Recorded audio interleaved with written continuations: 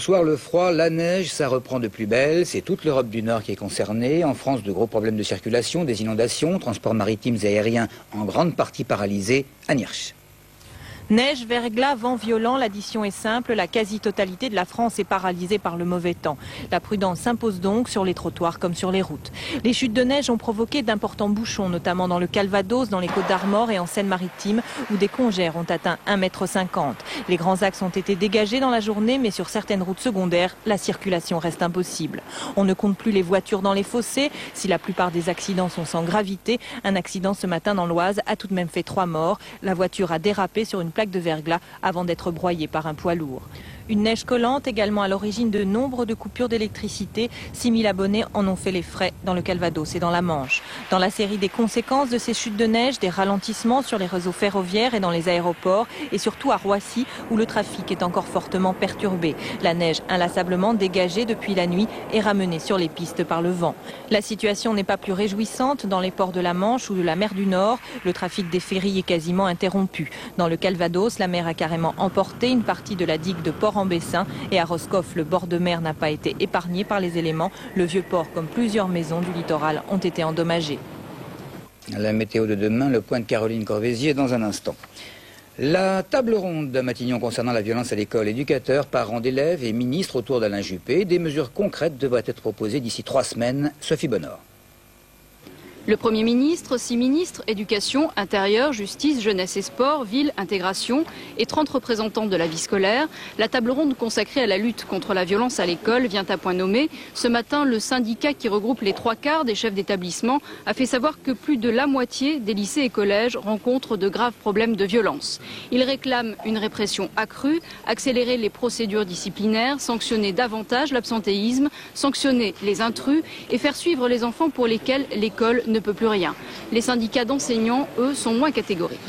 Il faut que tout le monde s'y mette, la société tout entière, les parents d'élèves. Et nous attendons là véritablement que le gouvernement mette tout ça un petit peu en cohérence et s'engage dans une politique à long terme, car ce n'est pas par un coup de baguette magique qu'on va résoudre ces problèmes-là. Les syndicats enseignants qui ont annoncé à la fin de la réunion qu'ils jugeraient donc aux actes. Et à propos de syndicats, les 5 fédérations d'EDF, GDF sont mécontents de leur discussion avec leur direction et lui demandent de proposer des bases plus concrètes, je cite, pour leurs négociations. C'est le Pentagone qui l'annonce. Au niveau militaire, les discussions entre responsables de l'IFOR, la force multinationale de paix, et les Serbes bosniaques pourraient reprendre demain à Tuzla, en Bosnie, les Serbes qui avaient suspendu début février ces relations pour protester contre l'envoi à La Haye de 2 de ces officiers fortement soupçonnés, suspectés de crimes de guerre. Et puis sachez que les policiers anglais enquêtent toujours pour trouver les responsables de l'attentat revendiqué par l'IRA dimanche soir dans le centre de Londres. Les 2 hommes arrêtés hier ont été relâchés sans aucune inculpation. Inauguration à Paris de la Maison européenne de la photographie. Cela faisait 16 ans que ça se préparait. Confrontation de la création photographique contemporaine des années 60 à nos jours. Dans ce bâtiment, une bibliothèque absolument unique au monde, rassemblant plus de 12 000 titres. Exposition, mais également dans d'autres salles, des ateliers de travail.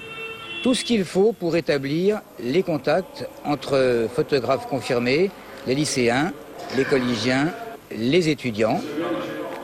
Évidemment, de nombreuses personnalités, télé, cinéma, médecine.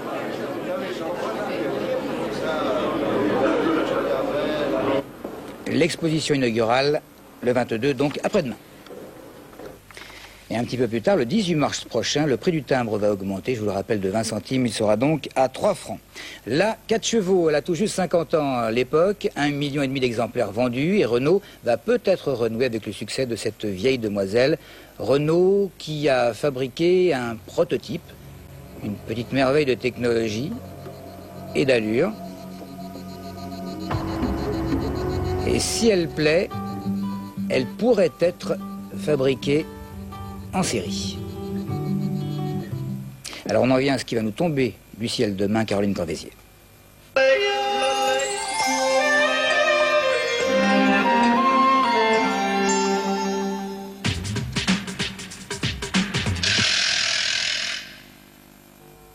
Demain matin, quelques éclaircies pour le Cotentin et le Nord-Pas-de-Calais. Un ciel variable mais sec pour un petit quart sud-est avec un Mistral qui soufflera jusqu'à 90 km/h. Un ciel couvert de la Bretagne à l'Île-de-France et de la neige pour le reste du pays.